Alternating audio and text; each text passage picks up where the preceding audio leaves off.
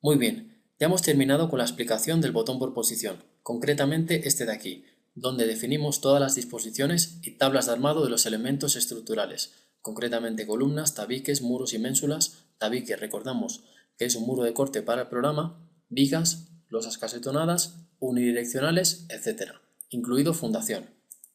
Muy bien, hemos dado las herramientas para que el usuario configure este botón.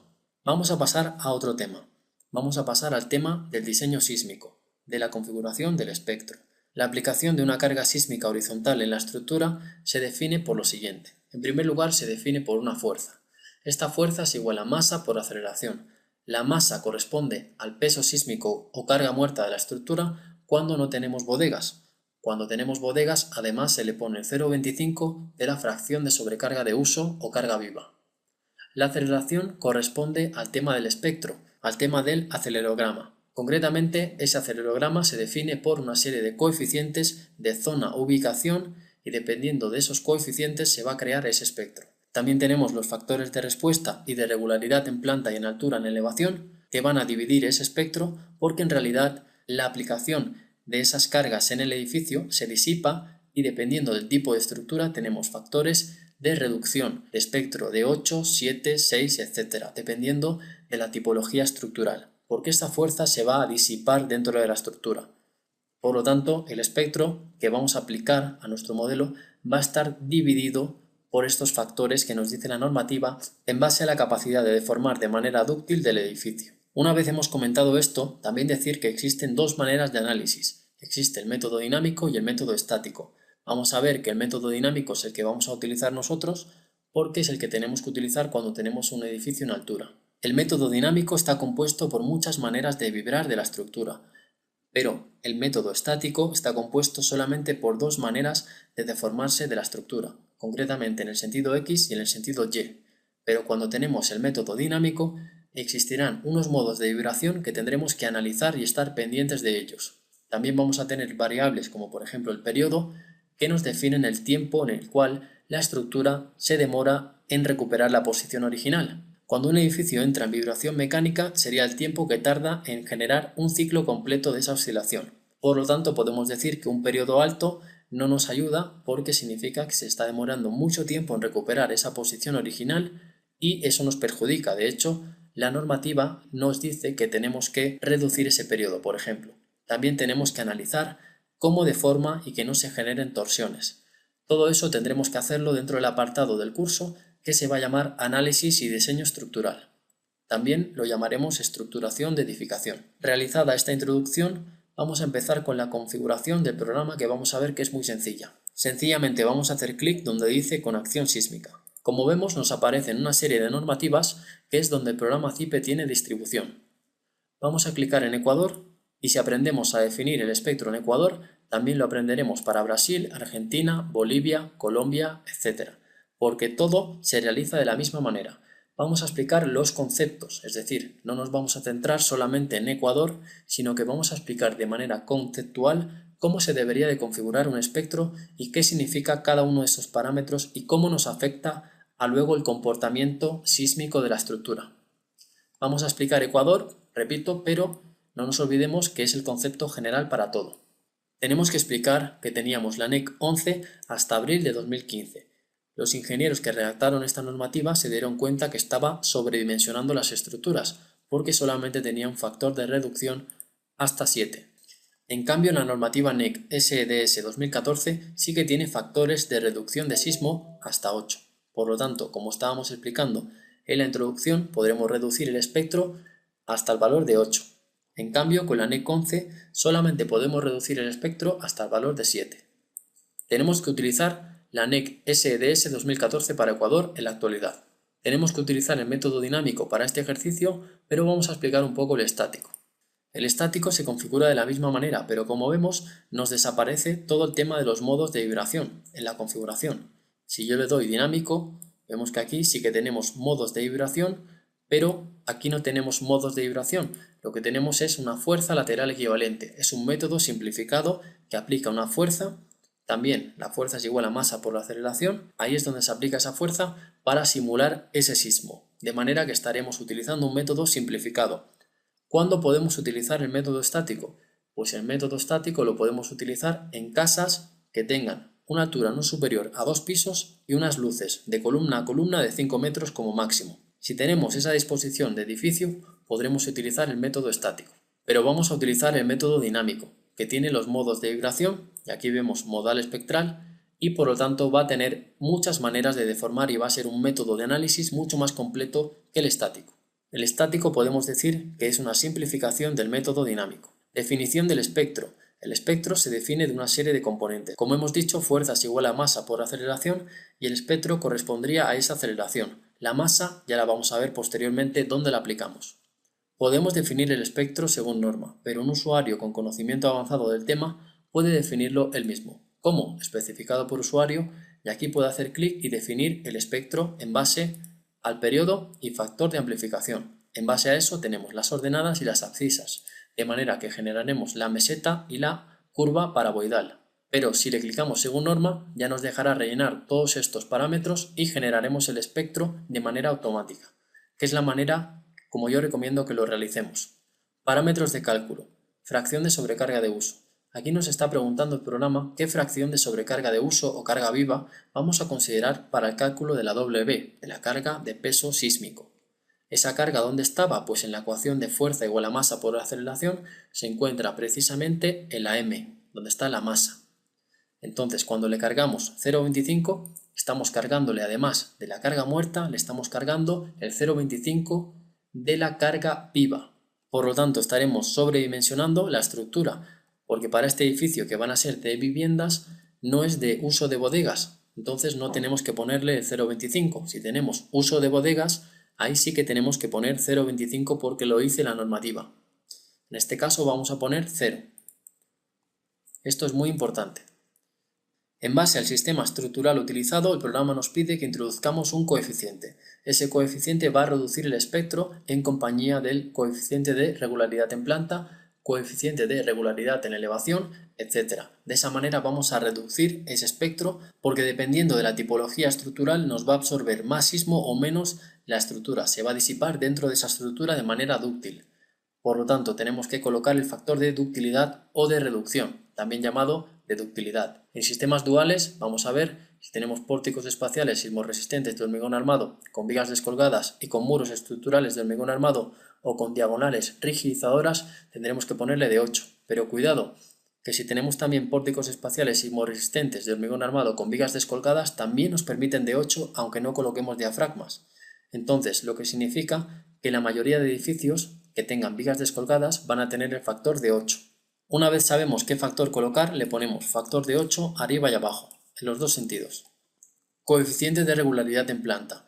Generalmente vamos a colocar 0,9, pero también hay valores inferiores dependiendo de si tenemos una planta tipo L, por ejemplo. Eso es muy malo porque va a generar torsión.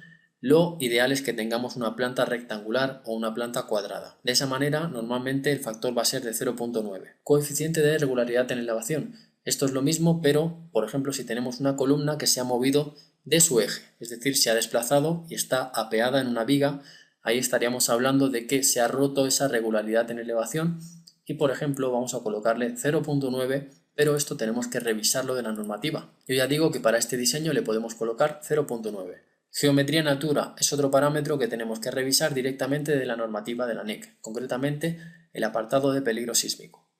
Estimación del periodo fundamental de la estructura. Vamos a ver que la norma nos define un tiempo máximo en el cual la estructura se puede demorar en recuperar la posición original después de que entra en vibración mecánica. Por lo tanto, vamos a definir la tipología estructural para definir ese periodo. En base a una tipología u otra existe una formulación para sacar ese tiempo máximo que la estructura puede demorar en recuperarse. Vamos a ver. Le hacemos clic al interrogante para que nos ayude. Vamos a definir una tipo 4 en número romano porque tenemos muros estructurales que van a resistir sismo. No tenemos diagonales rigidizadoras ni tenemos nada de eso, pero sí que tenemos muros estructurales. Por lo tanto, tenemos una fórmula del periodo que nos limita el tiempo que puede recuperarse. TA es igual a 0,055 por h elevado a 0,75. Tenemos que introducir en la h la altura total de la edificación, por ejemplo, 16 metros. Lo colocamos, hacemos esta operación y nos va a salir el tiempo que la estructura puede tardar en recuperarse. Luego iremos a los modos de vibración para comparar ese valor. Si estamos dentro del valor significa que hemos calculado bien. Este valor tenemos que anotarlo en una libreta. Cuando vayamos a calcular y obtengamos los resultados, veremos si estamos cerca o lejos de cumplir la normativa del periodo. Pero luego vamos a explicarlo en los apartados posteriores del curso. Vamos a definir una tipología estructural tipo 4 y continuamos con la edición del espectro. Caracterización del emplazamiento. Vamos a ver que existen una serie de zonas sísmicas con más peligro que otras. Le hacemos clic a la bola del mundo y vamos a ubicar estas zonas. Como vemos, las zonas en rojo son las zonas de más peligro. Las zonas en colores amarillos y anaranjados son las zonas neutras. Y las zonas con menos peligro son las zonas de la Amazonía en color verde. Muy bien, visto esto, vamos a seleccionar la ciudad en la que estamos, la región sísmica. Concretamente vamos a hacer clic en la flecha. Le marcamos Quito Pichincha y le damos a aceptar. Automáticamente el programa me selecciona la zona sísmica y ya me queda marcado Sierra, que es la región donde estamos. Tipo de suelo. El tipo de suelo se determina en base a una máquina que emite una onda en el terreno y mide la velocidad de esta onda. En base a la velocidad de esta onda determinamos una serie de tipos de suelo. Tipo A, tipo B, tipo C, tipo D y tipo E. Tenemos que el suelo de Quito generalmente es tipo D o C. Pero tenemos un problema, porque esta máquina cuesta mucho dinero y solamente la tienen las entidades poderosas como las universidades o las entidades petroleras. Por lo tanto, este estudio de suelos generalmente lo tendremos que poner a ojo, porque no tendremos la maquinaria especializada para hacer ese estudio de suelo. Tendremos que colocarle tipo C o tipo D. Le vamos a colocar tipo D para este proyecto. Vemos que aparece la velocidad de la onda que está entre 360 metros por segundo y 180 metros por segundo. Estamos en perfiles de suelos tipo rígidos. También tenemos perfiles de suelos muy densos o roca blanda. También tenemos perfil de roca de rigidez media, perfil de roca competente. Y el suelo E es un suelo muy malo. Además, si tenemos suelo tipo E o F, que también existe en la realidad, tendremos que presentar un estudio geosísmico, pero eso es otro tema que podemos comentar en otros cursos. Pasamos a la importancia de la obra. Existen tres tipos de importancia. Tenemos edificaciones esenciales o peligrosas, donde pueden estar hospitales, clínicas, centros de salud, etc. Tenemos estructuras de ocupación especial, museos, iglesias, escuelas y centros de educación.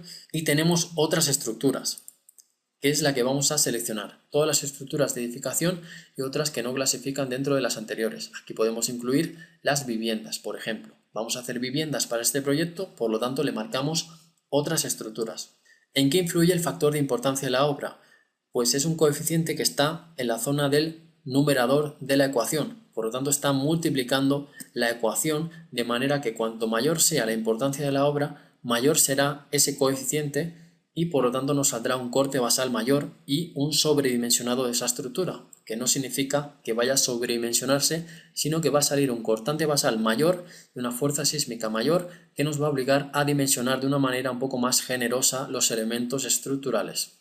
Número de modos de vibración que intervienen en el análisis. Tenemos según norma o automático. Le vamos a dejar según norma, pero tenemos que entender un concepto muy importante. Los modos de vibración se componen en dos sentidos, en el sentido X y en el sentido Y. Existirán tantos modos de vibración como sea necesario para desplazar una masa equivalente al 90% de la estructura en ambos sentidos, en el sentido X y en el sentido Y. Es decir, en el sentido X, la suma de todos esos modos de vibración tendrán que desplazar al menos el 90% de la masa de la edificación. Entonces, colocarle según norma o automático hasta alcanzar un porcentaje exigido de masa desplazada superior a 90% sería lo mismo, pero lo importante es que la suma de esos modos de vibración estén desplazando el 90% de la masa, porque de esa manera significa que se ha aplicado bien el método dinámico de cálculo estructural. Grados de libertad que intervienen en el análisis. Considerar las plantas bajo rasante en el modelo dinámico. Pues bien, dependiendo de la cohesión del terreno y si tenemos losas que están efectuando una fuerza en el sentido opuesto al empuje del terreno, podemos considerar que se está empotrando las partes del subsuelo de la estructura dentro del terreno. Entonces podemos decirle que no considere las plantas bajo rasante en el modelo dinámico para que las considere empotradas. Considera un empotramiento hasta el nivel de desplante del terreno, donde tenemos el nivel 0. Y más abajo ya no se considera dentro del estudio del sismo, se considera que está estático, empotrado. Además, en la deformada podemos visualizar que toda la parte que está enterrada, es decir, del muro hacia abajo, no se mueve, está estático, está considerado empotrado. Verificación de la condición de cortante basal. Vamos a explicarlo de una manera muy resumida para que se entienda. Vamos a decir que el cortante basal obtenido por la manera dinámica tiene que ser igual a un porcentaje del cortante basal obtenido por la manera estática. De manera que también depende de la regularidad en altura. Por ejemplo, el valor del cortante dinámico total en la base obtenido después de realizar la combinación modal no puede ser menor que el 80% del cortante basal estático para estructuras regulares. Es decir, dependiendo de si es regular o irregular, va a variar ese porcentaje de condición de cortante basal. El concepto es muy sencillo. Nos dejan calcular por el método dinámico de cálculo estructural, pero nos obligan a que la condición de cortante basal sea correcta, es decir, que el cortante basal obtenido de la manera dinámica sea igual a un porcentaje del 80-85% del cortante basal obtenido por la manera estática. En el caso en el que tengamos que calcular con otro programa, seguramente tengamos que hacer la verificación de cortante basal a mano, es decir, obtenernos el cortante basal obtenido por la manera dinámica y luego por la manera estática, y comparar y ver si se corresponde a ese porcentaje de ese cortante basal estático. Si se corresponde, estamos cumpliendo la verificación de cortante basal. Y finalmente tenemos el espectro de cálculo.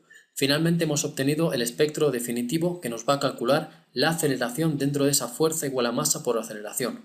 Por lo tanto tenemos la masa, que es la W, que es la carga muerta de la estructura, que va a ser multiplicada por este espectro y de esa manera vamos a obtener la fuerza final aplicada en la base de la edificación.